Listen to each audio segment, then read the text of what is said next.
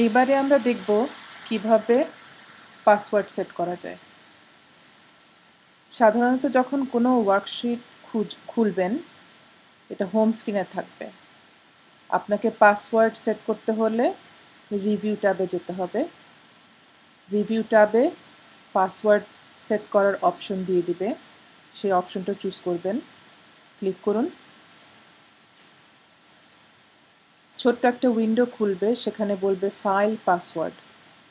প্রথম পাসওয়ার্ডটা যদি ফাইল ওপেন করতে চান, সেকেন্ড পাসওয়ার্ডটা যদি শুধু মডিফাই করতে চান, তারপরে একটা অপশন থাকবে যদি আপনি শুধু রিড অনলি ভার্সন যদি শেয়ার করতে চান। তা আমি জাস্ট নিজের মতো করে একটা পাসওয়ার্ড দিয়ে দিলাম, তারপর ওকে প্রেস করব।